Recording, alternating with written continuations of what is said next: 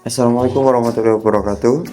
Selamat pagi, perkenalkan nama saya Kusmas Kronafis dari Prodi Informatika S1 Universitas Muhammadiyah Surabaya. Pada kesempatan ini, kami dari kelompok database 7 akan mempresentasikan materi dengan judul implementasi storage, prosedur, dan if logic di MySQL, teman-teman. Materi ini membahas bagaimana logika percabangan atau if condition dapat diterapkan langsung di dalam database menggunakan store prosedur, teman-teman. Sehingga proses pengolahan data menjadi lebih terstruktur, efisien, dan aman. Presentasi ini akan menjelaskan konsep dasar alur logika hingga gambaran implementasinya menggunakan MySQL yang dijalankan melalui SAMPP atau MAMP. Sebelum masuk ke pembahasan inti, kami memperkenalkan anggota kelompok kami, teman-teman. Pada slide ini, kami menampilkan anggota dari kelompok 7 database yang terlibat dalam penyusunan dan implementasi materi ini, teman-teman. Kelompok kami terdiri dari Alvin Putra, Aryan Faral, Muhammad Naufaldi Akbar Al-Faruqi, Zaki Maulana, Muhammad Syarul Gunawan, dan saya sendiri, Fikras Maskraun Hafiz. Setiap anggota memiliki peran masing-masing mulai dari penyusunan konsep, pembuatan logika if, implementasi store prosedur, hingga pengujian hasil eksekusi di database MySQL, teman-teman.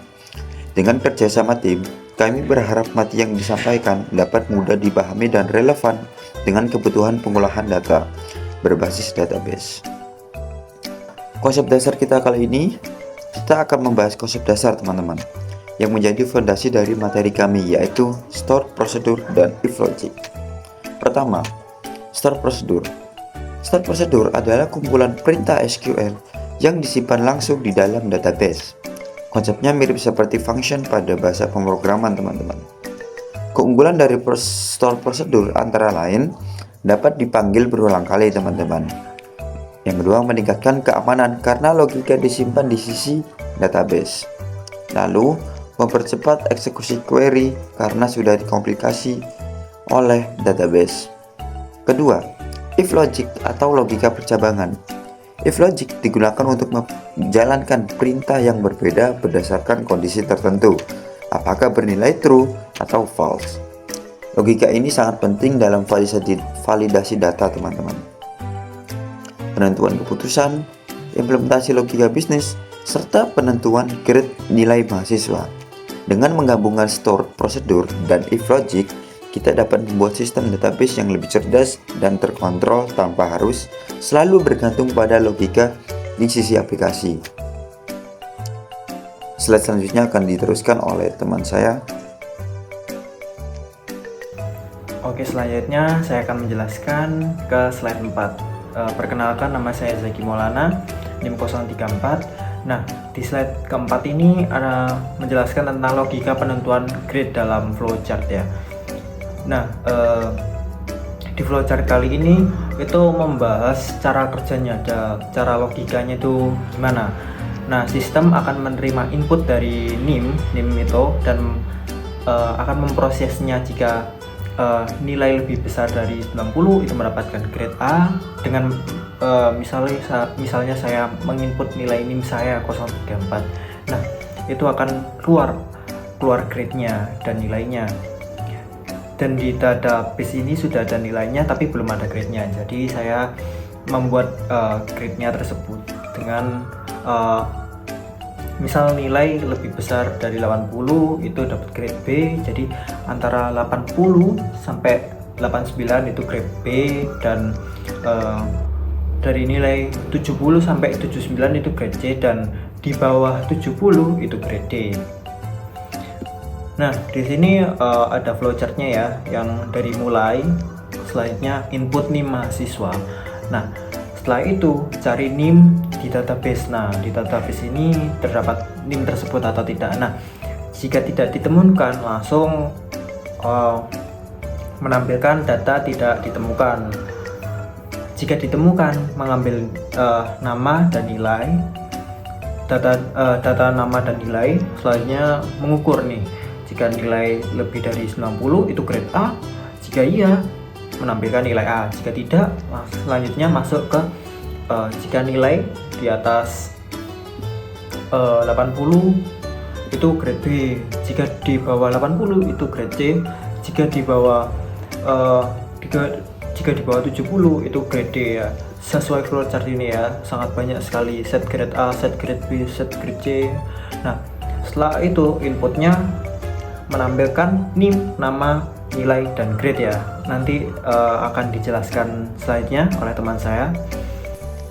Assalamualaikum warahmatullahi wabarakatuh. Perkenalkan, nama saya Alvin Putra Arhan Farel dengan NIM 2024 1337005. Saya berasal dari Fakultas Teknik Prodi S1 Informatika.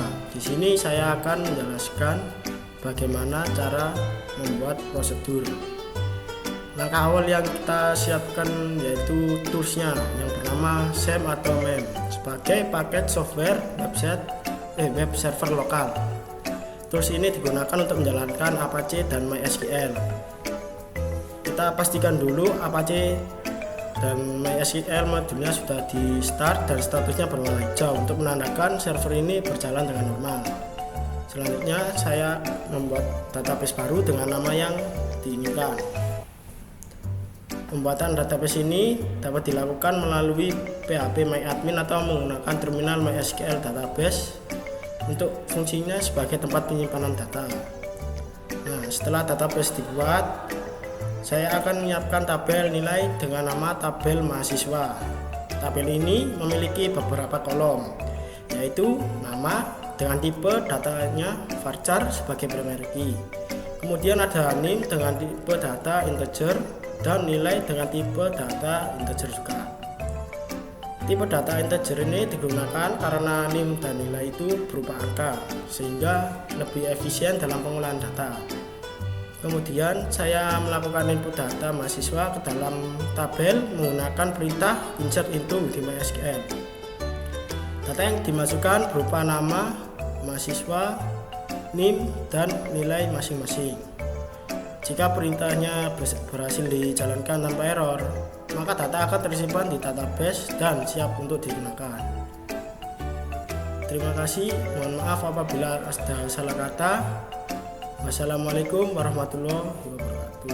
Assalamualaikum warahmatullahi wabarakatuh. Perkenalkan, saya Muhammad Syarul Gunawan akan melanjutkan penjelasan dari teman saya tadi.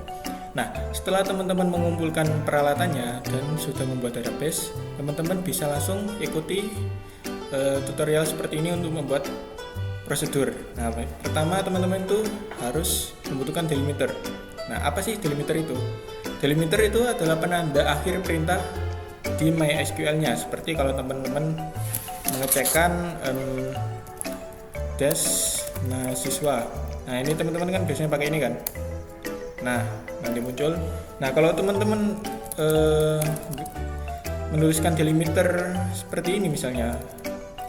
Nah, nanti akhirnya teman-teman tidak bisa menggunakan titik koma seperti ini lagi. Nah, masih lanjut. Teman-teman harus mengakhiri dengan tanda yang teman-teman buat tadi. Nah, itulah delimiter. Nah, selanjutnya di sini ini saya kasih contoh, ini adalah membuat prosedur tentang siswa mendapatkan nilai apa, seperti misal siswa nilainya lebih dari 75 maka hasilnya akan B. Siswa nilainya lebih dari 60 maka hasilnya akan C, dan seperti itu. Nah, ini cara membuatnya teman-teman. Teman-teman pertama ketikkan create prosedur. Nah, di sini create prosedur penilaian. Ini in artinya input, tNIM ini adalah variabel yang teman-teman buat sendiri. Bisa terserah input NIM atau apa, tapi ini biar jelasnya, biar mudah. Teman-teman tinggal ikuti saja pNIM seperti itu, variabel yang saya buat ya. Habis itu ini data types-nya saya kasih integer. Habis itu setelah teman-teman buat baris code pertama ini, teman-teman buat begin untuk memulai. Nah, prosedur ini teman-teman terdiri sebenarnya dari create, begin, dan end. Ini kenapa ada and if? Karena kita makan perulangan and if ya. Terus, nah ini dia end ini tadi. Pertama kita buat delimiter dulu, kita ganti terserah. Habis itu create prosedur penilaian in, tNIM, integer, habis itu begin. Nah, di sini teman-teman declare grade char 1. Habis itu declare penilai integer. Nah, declare ini untuk kita membuat variabel grade dengan tipe data karakter 1. Nah, selanjutnya ada select nilai. Ini nanti untuk menampilkan penilai from mahasiswa di mana NIM sama dengan PNIM seperti materi kita sebelumnya. Nah, di sini ada perulangan if-nya. Ya sama seperti kita mau select atau apa, ada perulangannya. Ini if penilai lebih besar daripada 90. Then kalau di sini kita pakai if habis itu then set grade sama dengan a titik koma. Else if penilai lebih besar atau sama dengan 75, then set grade sama dengan b titik koma. Else if penilai lebih besar atau sama dengan 60, then set grade sama dengan c titik koma. Dan else kalau tidak ada dari antara semua ini pilihannya, kalau tidak ada 90, 75, 60, maka otomatis kita set grade ke D. Ini bisa jadi default. Habis itu kita NIF. Kalau nggak teman-teman NIF, maka ada kebocoran data dan mungkin program akan error ya. Nah, selanjutnya ini untuk menampilkan select NIM grade from mahasiswa where NIM sama dengan PNIM titik koma dan N tadi.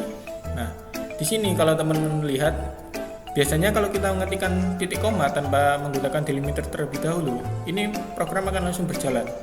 Tapi karena kita menggunakan delimiter terlebih dahulu, mengganti akhirannya dengan garis miring 2 kali, nah ini ketika kita mengetikkan titik koma, ini normal, tidak dieksekut secara langsung. Makanya itu delimiter bisa buat kita lebih fleksibel aja membuat coding. Nah, nanti untuk tampilannya teman-teman seperti ini. Nah, nanti di MySQL setelah kita membuat tadi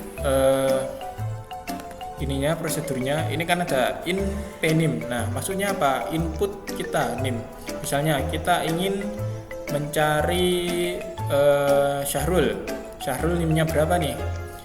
20244. Nah, cara memanggil prosedur itu yaitu dengan call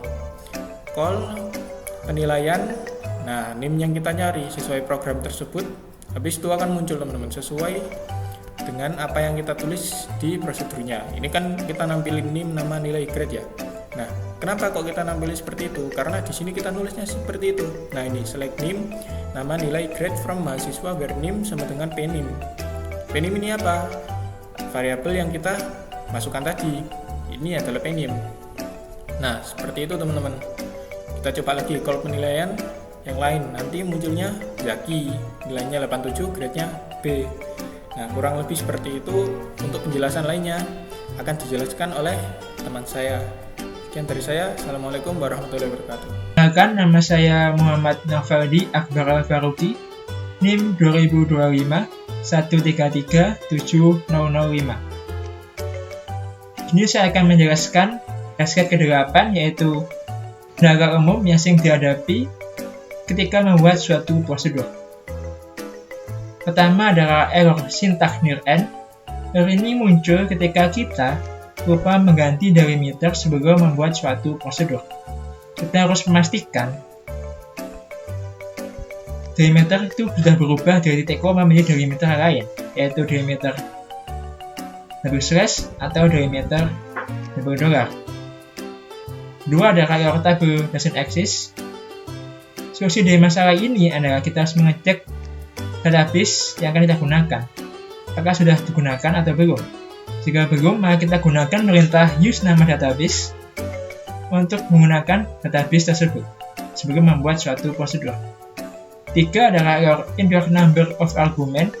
Error ini adalah ketika jumlah parameter dari perintah for itu tidak sesuai dengan parameter pada prosedur. Solusinya adalah kita harus memastikan bahwa jumlah parameter pada perintah call itu harus sama jumlahnya dengan parameter pada prosedur yang sudah kita buat. Baik itu jumlah argumen maupun tipe data itu harus sama. Sekian dari saya. Lebihnya mohon maaf. Wassalamualaikum warahmatullahi wabarakatuh.